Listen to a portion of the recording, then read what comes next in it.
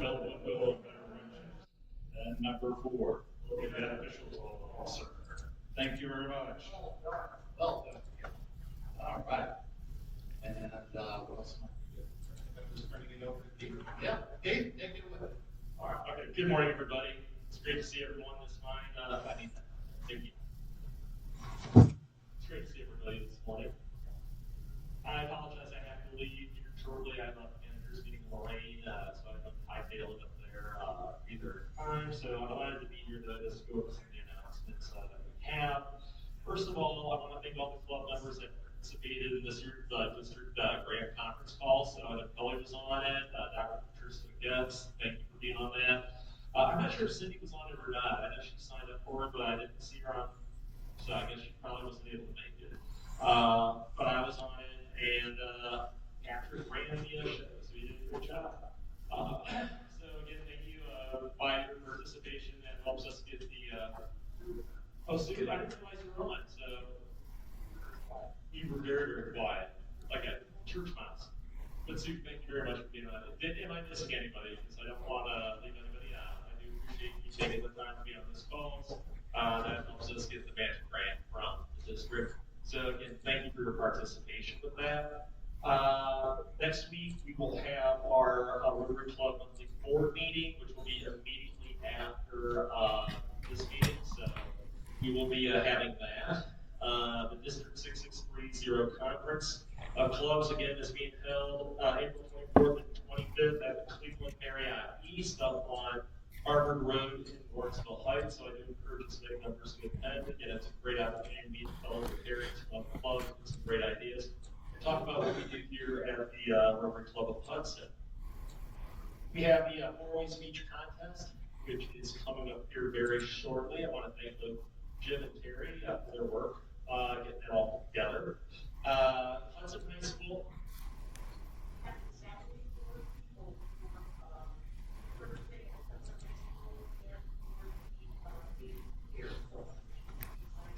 Please be here, because we don't want to go with less than 14. We don't need more, but please, if you sign up, make sure you're here, okay? Thank you. And just a reminder, if you don't speak into the microphone, you can't be heard on the Zoom. Okay, that's right. Yeah. Sounds good. If So you we speak, need at least 4 people to be participating in the event. Those of us who have done it before, I mean, it's a great opportunity for fabulous kids. It's always very difficult to choose students who have those competitions. So Hudson High School will be having their competition on April 2nd. And again, it is going to be at 3:15 in the afternoon. You would meet over at the high school office and having the competition in. Western Reserve Academy has elected not to actually have a competition this year. They're just advancing who won last year. I'm not sure if we put her in or what. He did really, really well last year. So he will be advancing to the competition that we'll have here on the date. So again, we will be having that here at the meeting on April 8th. So again, we want to make sure that we have as many people here to encourage the children. I'm sure their families will be here as well. So just remember that date. Rotary Youth Exchange, that's Joe Bella is taking that on. They're still looking for some this summer. It's going to start in August. My families that will be going to house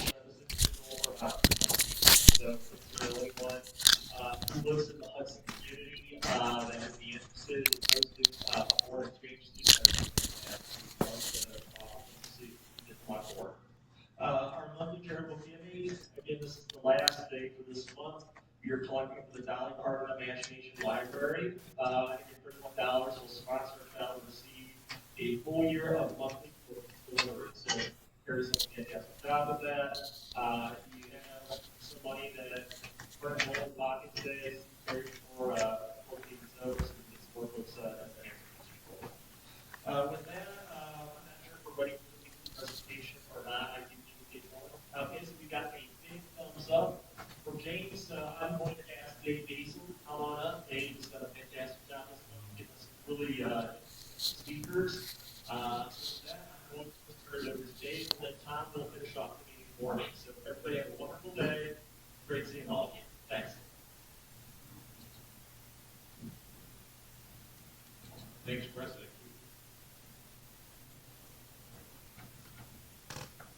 I am thrilled to welcome back Kristen McMahon. Kristen spoke to us in October regarding Supreme Court Justice Robert Jackson. By way of reminder, Kristen has served as president of the Robert H. Jackson Center since April of 2019.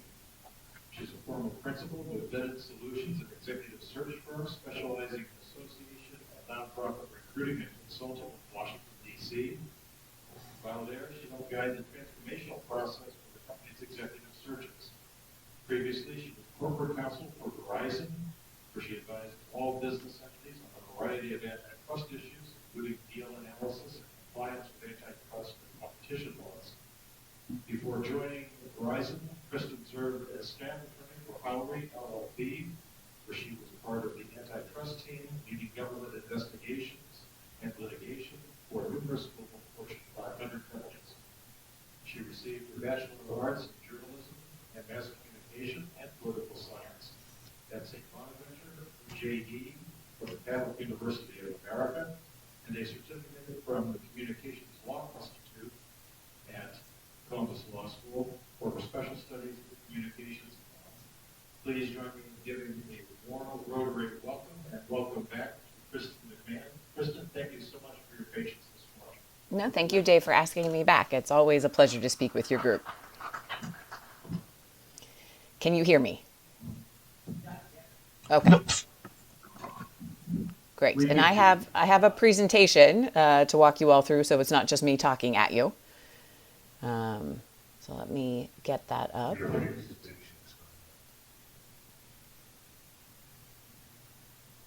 Reminder to our audience, speaking to the screen doesn't do it. Thank you for because I like to hear the questions, so I know how to answer them. So Dave asked me to speak about one of Jackson's cases, and since there's a lot of conversation about presidential power at the moment, I thought that it might be appropriate to talk about his Youngstown concurrence's decision, especially since Youngstown's, I think, less than an hour from you all. So I thought it might be something that you would find interesting. So the Youngstown concurrence is 74 years old. Its big anniversary is next year. And it was involving, just as a quick overview, a labor dispute at some of the steel mills in Ohio. And last year, it was the very first precedent cited by the Chief Justice of the United States in one of our more recent discussions about presidential power. So that also seemed quite fitting for today. And that case, of course, is Youngstown Sheet and Tube Company versus Sawyer. Most people just call it the steel seizure case. And it was decided on June 2nd of 1952. And it's an interesting case. The majority opinion was written by Justice Hugo Black, and it's a perfectly fine analysis of the case. But Jackson's concurring opinion actually has become the way we look at presidential power. And his concurrence is the most often cited piece of legal writing. And let me do a quick recap as to who Jackson was before we get into the case. I know a lot of you were here last year, but just as an overview, it's always good to get a sense of who this man was. So he did not attend college, and he attended 1 year of law school. Now remember, this is 1910, 1911. College is not a regular path for a lot of professionals still at this point. And in fact, in lieu of college, he completed a super senior year at Jamestown High School, which Jamestown was the next town over to the town he grew up in. It was orders of magnitude larger than his small town of Frewsburg. And so really had a lot of different classes, more robust extracurricular, and that was what he chose as his path. After that super senior year, he did a year of apprenticeship with a local attorney. And then he went to Albany Law School for a year of instruction. Now, in New York State at the time, you had to be 21 years old in order to sit for the bar. So Jackson is only 20 at the time that he finishes his coursework at Albany. So he comes back to Jamestown, and does another year of apprenticeship there. And then once he turns 21, he sits for and passes the bar. And he quickly became one of Western New York's most respected attorneys. From the town of Jamestown, he served as the city's corporation counsel. He helped start the telephone franchise. He was the lawyer that the business person used in Jamestown to bring the telephone company to Jamestown. He spent about 18 months up in New York at a larger, or up in Buffalo at a larger firm, and then came back to Jamestown, and really just his career really took off. By the time that he moves to Washington, D.C. in the early 1930s, he's earning about $30,000 a year, which is the equivalent of about $1 million a year today in today's money. So that gives you some sense of what his prowess was in the legal career. Then, as I mentioned, in 1934, President Roosevelt calls him and asks him to come to Washington, D.C. Now, Jackson, actually, the first time he met President Roosevelt was when he was very young in his career. Jackson was about 11 years old, so FDR was really just beginning his New York State political career. And they got to know each other a little bit better when Jackson was at law school, because he would go over to the state house, and FDR was a first-term state senator from Dutchess County at that point. So he would listen, and they would debate and have some short conversations. I don't mean to say that they were best of friends at this point. But as FDR is beginning his rise through New York State politics and eventually national politics, when he needed a campaign in the western part of New York, Robert Jackson was a Democrat, and he and his family were some of the few Democrats in that part of the state. So FDR got to know them a little bit better just from the campaigning mechanism. So Jackson's career shifts to Washington, D.C. essentially in 1934. And he walks through a series of roles, really not staying in any of them more than 2 years.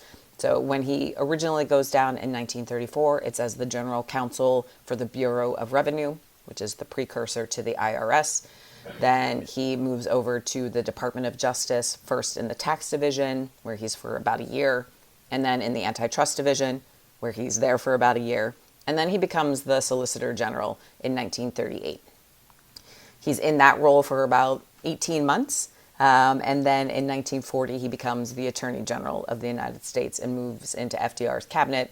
And then he's in that role for about 15 months. And then in July of 1941, he is appointed to the Supreme Court. Now, you know from my last conversation with you all that in 1945, he takes a leave of absence from the U.S. Supreme Court to head over first to London to negotiate what will become the rules for the International Military Tribunal at Nuremberg, and then for the trial itself. And so from basically June of 1945 through July of 1946, Jackson is in Germany, so he misses the entirety of the 1945-46 court term.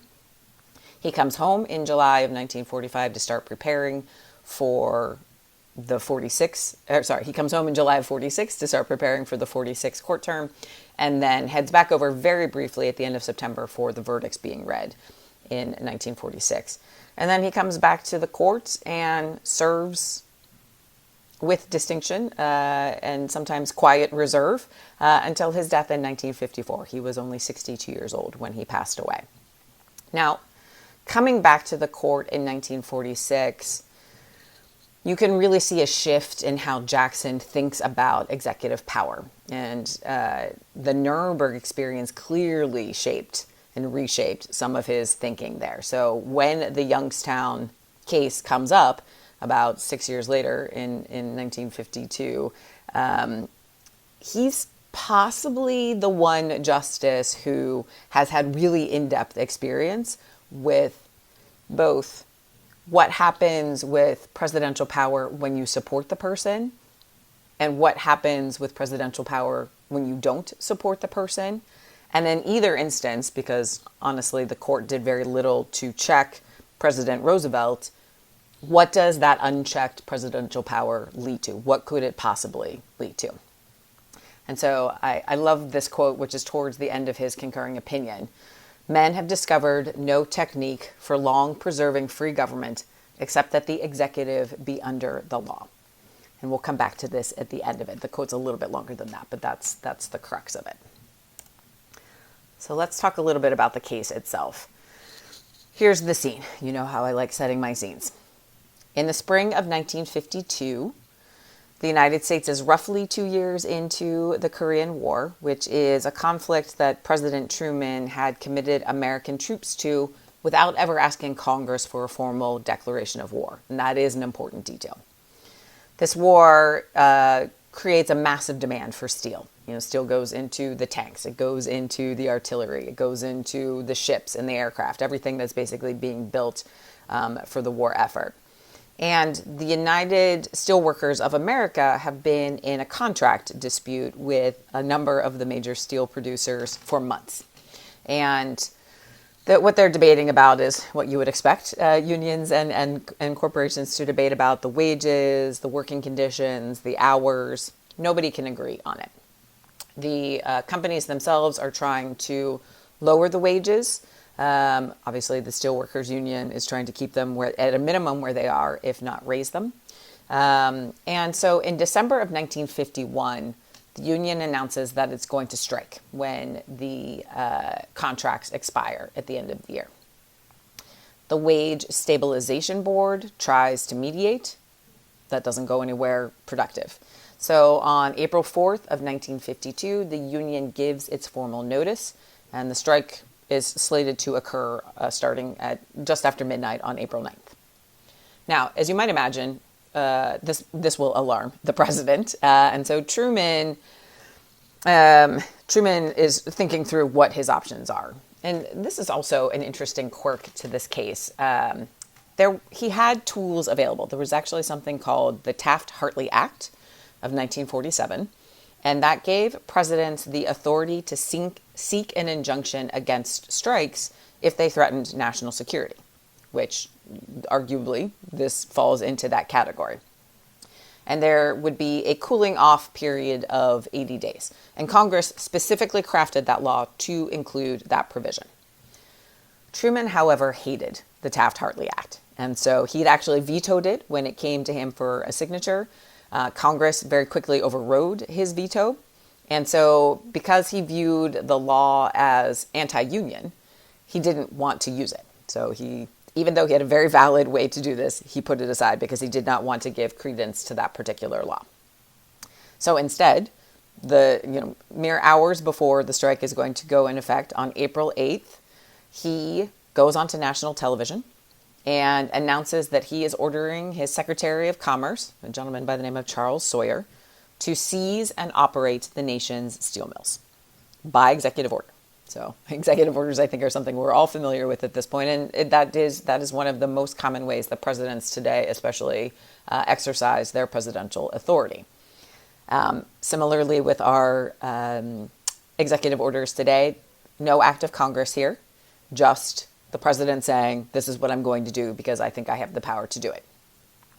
The steel companies, unsurprisingly, respond within hours as well. They respond before dawn on April 9th, and their lawyers are at the home of a federal judge seeking an injunction. And this case actually came to the Supreme Court remarkably quickly. So April 8th is when he announces the executive order. Within weeks, this case is at the Supreme Court. They've agreed to hear it on an expedited basis. And then they decide it also quite quickly. So this is moving very fast. So here are the questions that come before the court. I'm going to move, sorry, you all are covering my slide just a wee bit, so I'm going to just minimize that a little. Okay. So the question that the court heard really was, did the president have the constitutional authority to do what he did? It's that basic. So Truman's lawyers, as you can see here, made three arguments.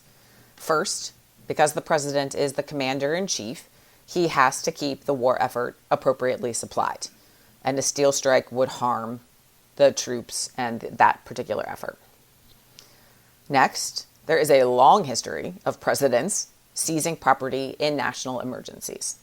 Lincoln, for example, seized the telegraph lines during the Civil War. President Roosevelt had also seized some of the factories in World War II. And this argument, the FDR argument, actually comes back up a few times during the course of this case, which I'll explain in a little bit, actually completely floored Jackson. And then the third argument was the take care clause, which is in the Constitution and requires the president to faithfully execute the laws. And so in the president's lawyer's argument basically means that if Congress hasn't spoken, the president has some emergency powers, some residual emergency powers to act. Now, you can see the steel company's arguments on the other side. Congress not only failed to authorize this, but they had specifically declined to include seizure as a tool. And Congress is specifically pointing to, the steel companies are specifically pointing to the Taft-Hartley Act. So as I explained before, the Taft-Hartley Act allowed a cooling off period. It allowed the president to seek an injunction against the strike, but it did not allow for seizure. Yeah, if there are any lawyers in the room, you know how we like to very specifically use words, and so that was part of this particular argument. Second, the Congress knew about this option and said no. And then finally, just in the generic sense of this, the Constitution invests Congress with the ability to make laws, not the president. So I mentioned arguments were held on May 12th and May 13th. So the executive order, April 8th, arguments heard May 12th and May 13th. So basically within a month. And then within about 2 weeks, a little over 2 weeks, on June 2nd, the court issued their opinions. And I phrased it as their opinions because this is also a weird case from that perspective. You don't just have one or two or three opinions. You have 3 justices who joined as a dissent. You have 6 justices who joined in the majority. And among those 6 justices, 5 of them wrote opinions. So you can see there was a lot of conversation. They clearly agreed that the president had overstepped his authority, but they didn't really agree on why they thought that or how they got there. So let's talk about that a little bit. So let me first start by saying that within the dissent, the 3 justices, which included the Chief Justice, Fred Vinson, as well as Justices Reed and Minton, they were all Truman appointees. And so similarly to a lot of the New Deal legislation, when FDR was president, most of his appointees sided with the president. You see similar here, the 3 in the dissent sided with the president. That being said, there were a couple of Truman appointees who were in the majority. So it wasn't a complete sweep of the Truman appointees. So the majority is made up of 4 FDR appointees and 2 Truman appointees. As I mentioned at the top, Black wrote for the majority, and his opinion is very cut and dry. It's basically, if there is no law, there is no power. So the president can't do things unless there is a law telling him that he can. Very, very, very spare, very succinct opinion. The other 5 justices who wrote the concurrences had different rationales for the way that they got there. So Frankfurter really looked at the historical tradition. That's something we're very used to the court doing today. Douglas focused on appropriations powers. Clark and Burton, who were the 2 other Truman appointees, just thought that this needed to be cautious and that enabling the president to act in such a manner might open things up to other challenges, might open sort of an unfettered presidential power grab. And then Jackson. And Jackson created a 3-zone framework. And his case, and we'll discuss this a little bit, his opinion really became the way we still analyze presidential power today, which is why I wanted to talk about this. So here are his 3 zones. Now, one of Jackson's hallmark as a justice was pragmatism. And he really liked to think through, how is a law going to function practically in the real world. He wasn't a former law professor like Frankfurter who liked the theoretical and liked to sort of extrapolate what the law could do. Jackson was really concerned with how are people actually going to live under these particular laws and these particular rules that the court is going to think up. And he thought that blacks, hey, look, if there's not a law, there is no power, was just a little too clean. He thought the world was messier than that, and that there's very few places, and certainly Congress can't speak on everything. And so he wanted to come up with a little bit more of a practical way to approach this, because presidents, leaders, do a lot of things that there isn't a law that specifically authorizes them to do. And so he decided to try and focus on what is the relationship between what the president is doing and what Congress has or hasn't done. And that's sort of how we get to this 3-zone framework. As you can see, not complicated. And I think the simplicity of this is one of the reasons why this continues to be the way presidential power is framed in its analysis, and why this case is still being cited today. So first you have Zone 1. And this is when Congress tells the president specifically, you can do this. And so he acts with, whether it be express or implied authorization. This is where presidential power is at its greatest. Zone 2 is the twilight zone, as I like to call it. It's that gray area. Congress maybe hasn't spoken at all. It certainly hasn't authorized an action, but it hasn't forbidden it either. It's, as you might imagine, that probably the vast majority of our laws fall into that particular category, where the law is effectively looking at something else, and or no one has thought to create a law for this yet. So in this particular zone, Congress and the president have, let's call it congruent authority. So no one authority necessarily immediately outweighs the other. And so the courts then should look at what are the specific circumstances here. Is there a reasonable rationale for what the president is doing that would sort of tip the scales in the president's favor? And then finally, Zone 3.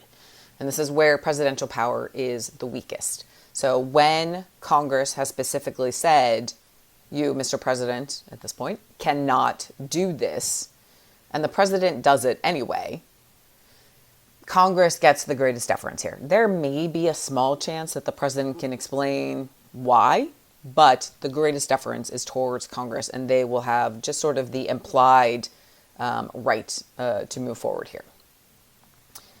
For this particular court, they saw the seizure of the steel mills falling into that Zone 3. Because with the Taft-Hartley Act, they had specifically considered seizure as a tool for the president, and they had specifically rejected it.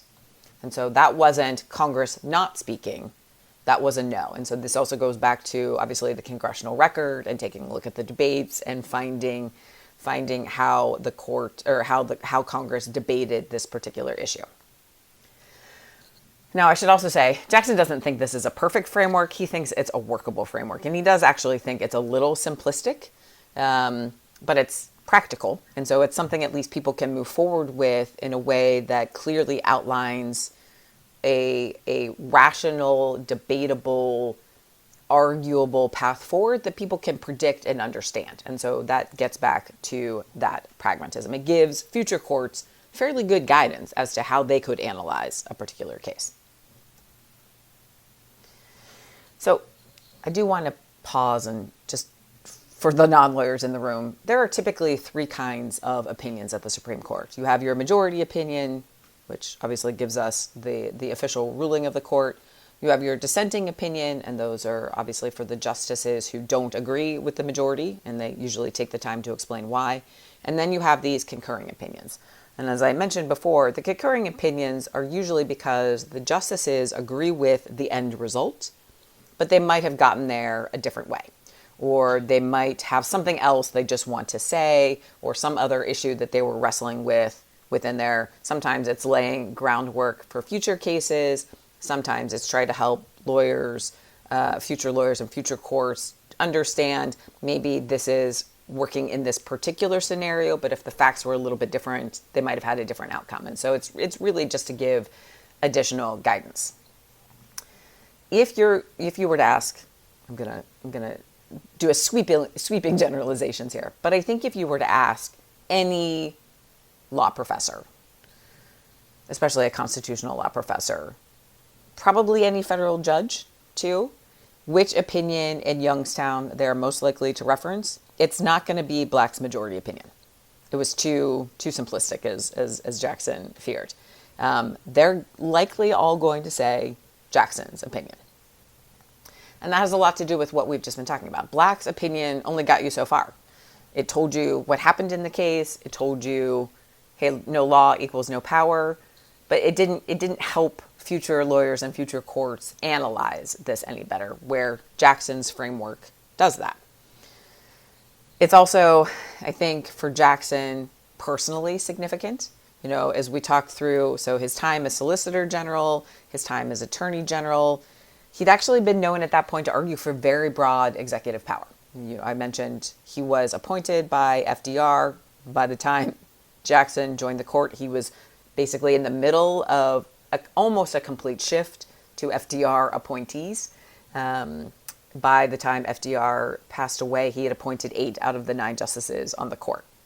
And so really, the court was often in favor of what FDR wanted to do.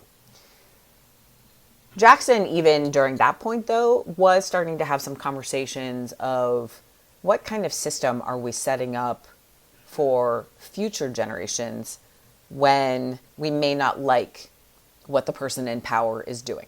And so he was mindful even before Nuremberg, I think, because also he'd been watching what was going on in Germany, that shifting all of your support behind a person might do some damage to the system. And that systems in this instance, especially in our federal government with our branches, probably should take more precedence than the person and those particular views, because that person and those particular views are not always going to be 1 in power or 2 in the majority. And so if the system swings so widely every time there's a change, that also is a problem.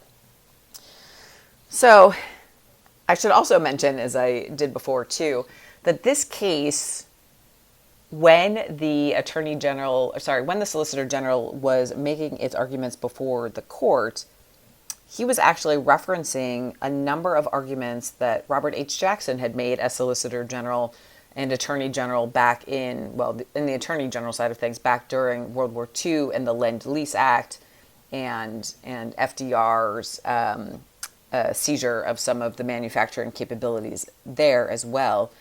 And Jackson was really floored by hearing those arguments, hearing his own arguments come back up to the court again, because in his mind, these situations were vastly different.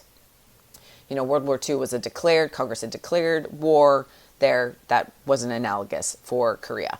There was years sort of worth of laying the groundwork, also not the case in Korea.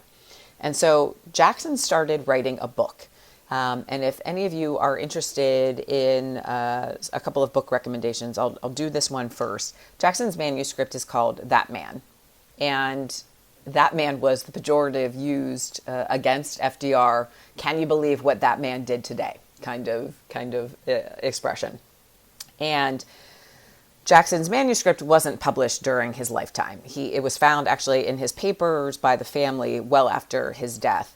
And it was given to a law professor to basically finish. And the law professor, Professor John Barrett, did some very light editing of the manuscript, mostly to put in context places so the reader would understand what was going on at the time that might have prompted some of Jackson's comments. And so that book is published, it exists, it's called That Man. You can find it anywhere you buy your books. But it's an interesting biography of President Roosevelt, and also functions a little bit as an autobiography of Jackson, because where Jackson was in the story, he puts himself in the manuscript as well. So you have his thoughts or his interactions with President Roosevelt there. So it's really quite interesting. And you can see here again Jackson's thoughts on his framework As I mentioned, somewhat oversimplified, but he thought that it was a good framework and provided guidance. So, Jackson's framework really became the way that we still view executive power because it was used by both Republicans and Democrats to both justify the things the president was doing and wasn't doing. And so it really became this full universal way of looking at it. And so I wanted to highlight a few of the places where that's come up in the last 40-ish or so years. So in 1981, Dames and Moore versus Reagan, the Supreme Court used Youngstown to uphold the executive branch's decision to release frozen Iranian assets and terminate pending lawsuits as part of the hostage settlement. And in this particular one, Congress had specifically authorized that action. So in the court's mind, this fell into Zone 1. Zone 2 at a minimum. There were a few places where Congress hadn't specifically spoken, but that clearly the president had the power to do this, even though it was done by executive order. Then we get to two cases during really the war on terror. So both Hamdi and Hamdan, the court there struck down the military commission system at Guantanamo Bay, and basically finding that the administration had exceeded what Congress had allowed them to do.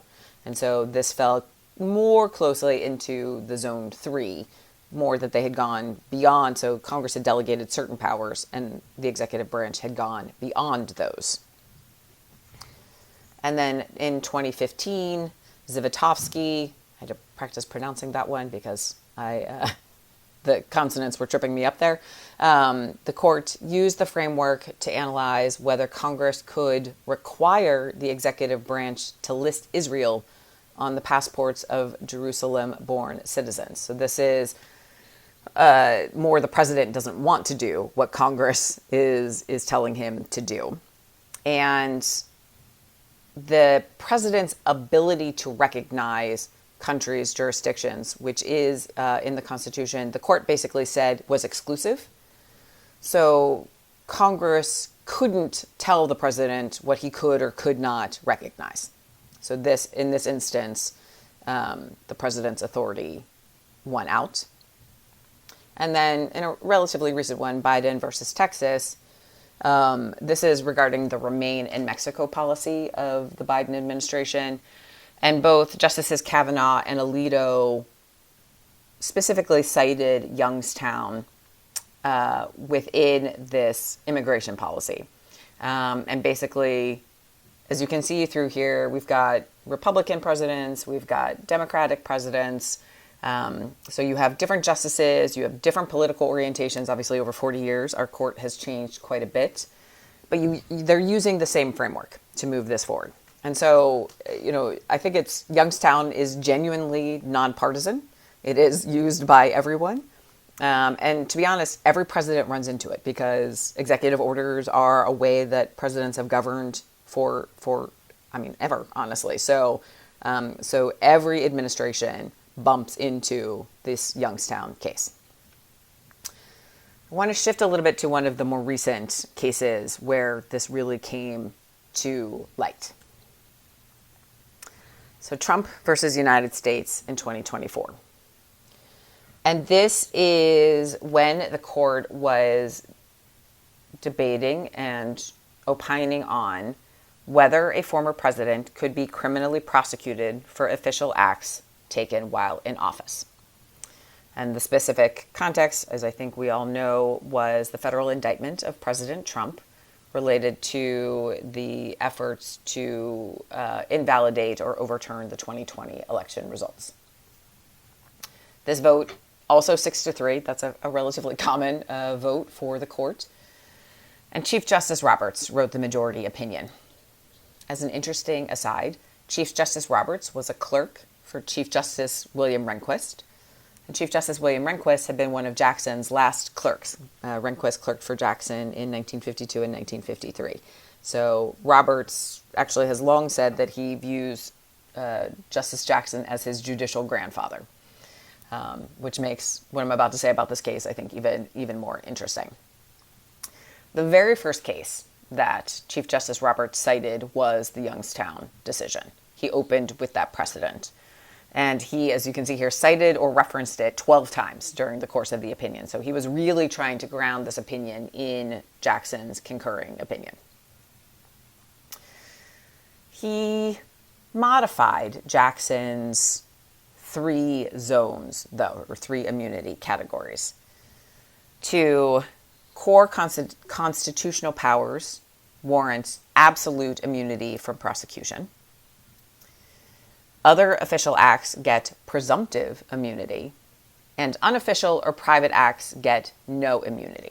So you can see that structure is very similar to Jackson's framework, just the context of it is a little bit different.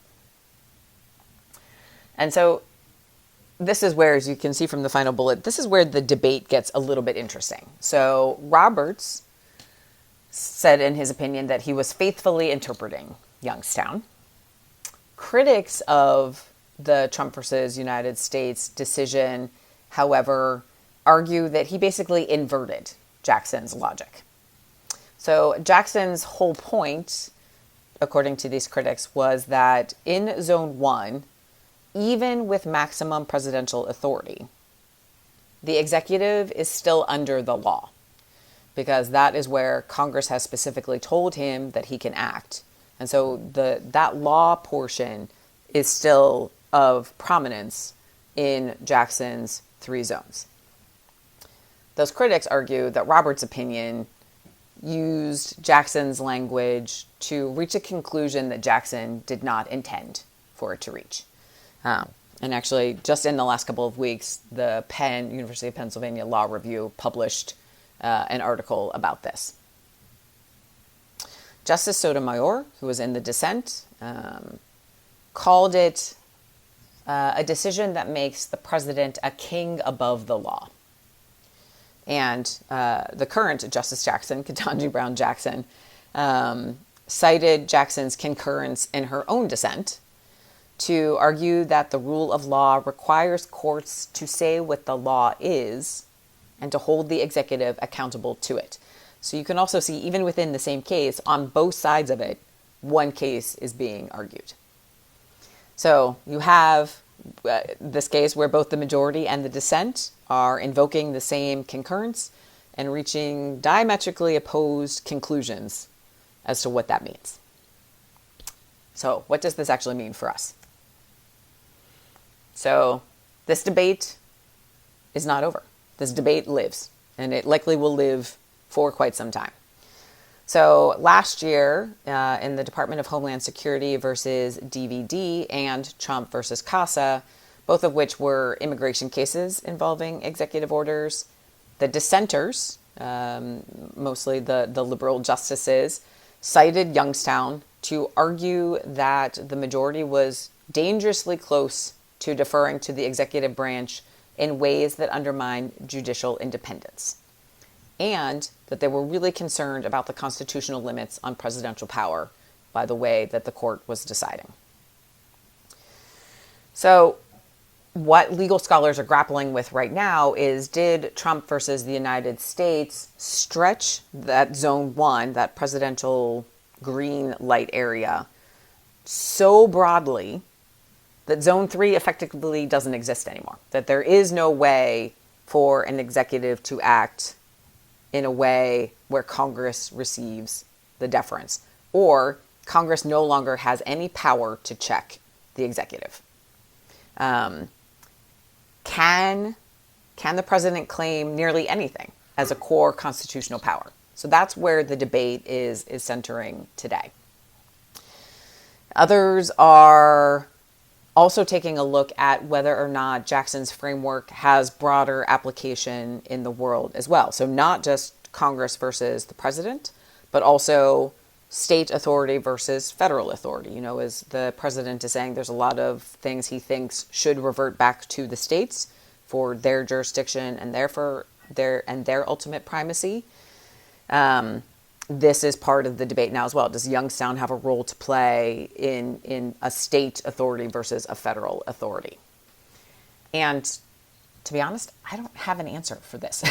Nobody does at this point. So, we'll have to see how this continues. Clearly, the systems are under stress. Clearly, the framework is under stress. But also, I think that's precisely why it's important to understand this framework. Let me wrap up sort of with why this still matters. So, regardless, as I said, of which administration is in the executive branch, this case comes up every time an executive order is issued. There's analysis in the newspapers, there's analysis in the courts, there's analysis among legal scholars. Youngstown still continues to be cited. And you can't really discuss presidential power without discussing Jackson's framework. As we have seen clearly too, this debate, while it might have been considered settled in the past, isn't settled anymore. Courts keep returning to this because they don't have a better framework at this point. But every generation is wrestling with what I think is actually a fairly common expansion and contraction of the branch's powers.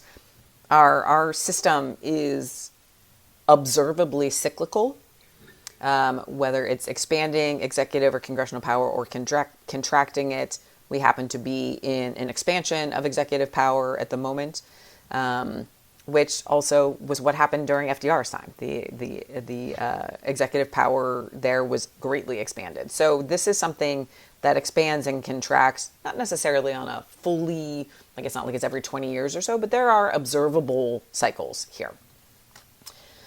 Third, it is a concurrence. So it's, it's funny for me to think about it this way, but it's basically like the PS in a letter. It's a side note. It tells you something important. It is very clearly expressed. It has outlasted really everything that we think it should have. And because it is used by everybody, it continues to be very useful, and that's why it's endured for almost 75 years. And fourth, and finally, it's still being discussed. There are still cases coming to the court. There are still obviously executive orders that are being issued, so there will continue to be challenges to this as the court, Congress, and the executive branch try to figure out what are the right parameters, what are the right guardrails. And as you've heard a little bit tonight, are there even still any guardrails at all? So when you're reading the news and you're seeing the discussion or listening to the news and you're seeing these discussions, you'll understand where the root of this comes from. And it comes from the steel seizure case. So I mentioned in that early slide, here is the full quote, which is really in Jackson's last paragraph in his concurring opinion. And so, after watching from a distance what was happening in Germany and in Europe, and then experiencing it up close as the chief prosecutor for the U.S. at the Nuremberg Trials, he really came back from Nuremberg a changed man about executive power and how unchecked that should be. And his framework, I think, came because he spent a lot of time ruminating about this. And he believed that was the best argument at the time, that was the best framework to enable a balance, to enable robust discussion. And I think 74, almost 75 years later, that remains the argument. And I'm happy to take any questions you all have.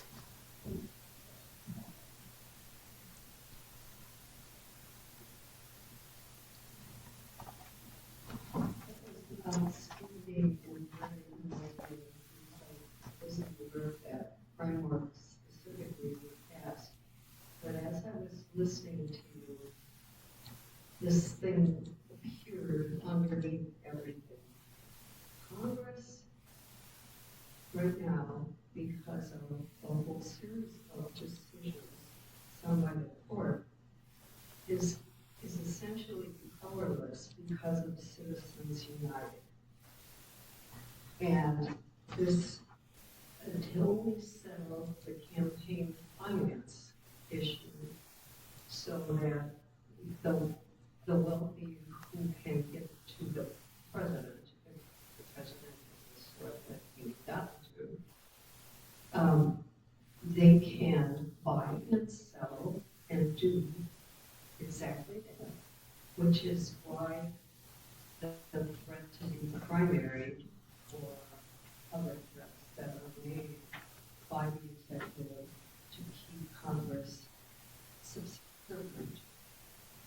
And I don't know if there are ways built into that, how we understand how it works, that would help us get back on track. Because Congress would have to make a law about campaign finance. So I'm thinking about whether or not this is in their color. Yeah, okay. So let me first start by saying that the views I'm going to express are my personal views and not the views of the Robert H. Jackson Center. So you are not alone in thinking that the campaign finance rules are some of the roots of some of our challenges. And there are a number of researchers and scholars and lawyers who are working through, honestly, a variety of avenues in an attempt to change Citizens United. I wouldn't give up complete hope that might not come back up to the court. I agree with you. It's probably not a short-term thing that comes back up to the court, but I don't think that we can fully rule out a challenge going forward because of the widespread frustration with this. Going back to that cyclical comment I made before as well, the court, honestly, in the country prior to FDR coming into the presidency and for about that 20-year span beforehand, was exceptionally pro-business. And so you have sort of a similar thing there, that almost all court opinions, almost all congressional laws were directed towards protecting corporations and not protecting the workers. And that gets us into a little bit of FDR's court packing plan and sort of like, so that was his attempt to start to change that particular cycle. And so I do think that this is also something potentially that will fall into that cyclical nature. I have been seeing a lot of commentary recently that especially the corporations being thought of as persons for the purpose of donating money was really not what Congress intended, and not someone hadn't really given the thought to like what might that look like, what that might look like going forward. So yes, I agree with you that campaign finance reform is also something that needs to be addressed. I agree with you that our current Congress is unlikely to do that. I think as younger people start moving up in the political ranks, that there is a greater likelihood of that. But it will be hard. The system is now used to this vast influx of money. And so it's not going to be easy. But I wouldn't completely give up hope. Lou doesn't make your thoughts really clear. I was thinking if you were giving the framework for young if you were to look at the Emancipation Proclamation through Jackson's framework, how would you judge it? Would it be illegal or not? I've actually never contemplated that question.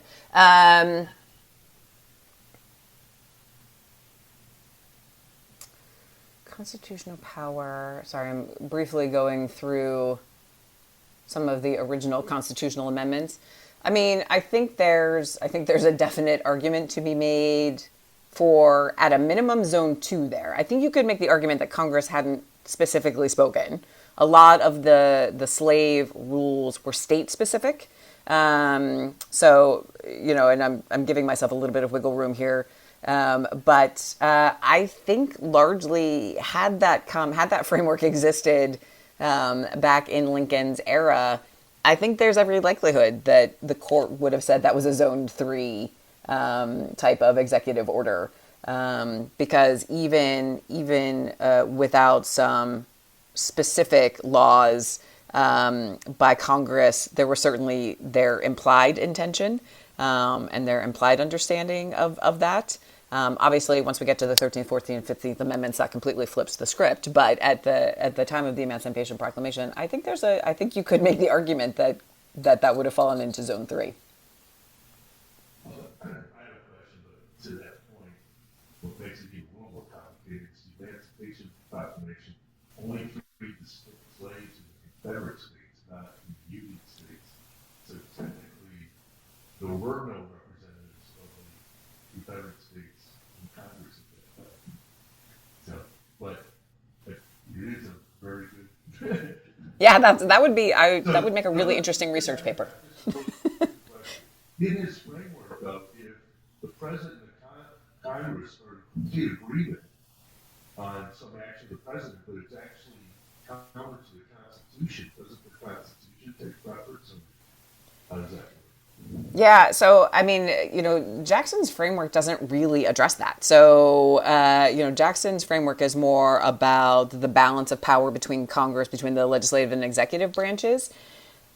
I would hope, as the guardians of the Constitution, since all three branches fall into that category, that would be that would be a very deliberative conversation at a minimum, and that should Congress or should the legislative branch and executive branch act in opposition to the Constitution, the judicial branch is the last bastion of resistance / support there. I think that there are a number of people at the moment who would question whether they function as the last bulwark. That also is one of the current conversations, but also you could make that same argument going back to FDR's time, that the court, given its pro-FDR stance, was basically greenlighting everything FDR wanted to do for the New Deal, which was challenging for a lot of people as well. At any point in our country, approximately half the people agree with how the country is going, and approximately half the people disagree with how the country is going. And so there's always some portion of our population that's unhappy with the direction. So it's I don't have a good crisp answer for you, but I have a lot of hope. Thank you so much for a wonderful presentation. Thank you. Thank you all very much for having me back. I appreciate it. Thank you very much. It was wonderful. Step back. Reminds me of history class.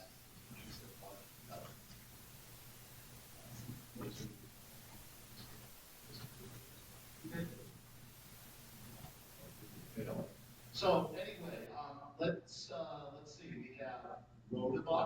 So today we have $9 payout and a $139 jackpot item. A participant.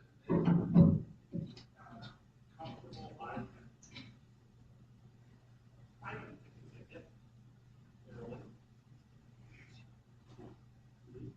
All right. Today the number is. Last four numbers are 2, 3, 4, 1.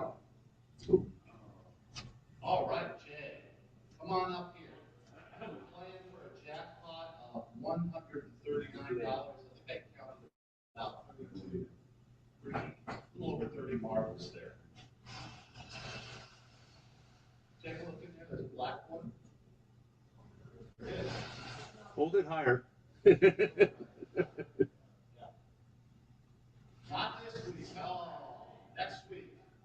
All right, here's your. Thank you very much. And I can see it. We have inspiring comment. It's I enjoy planting trees on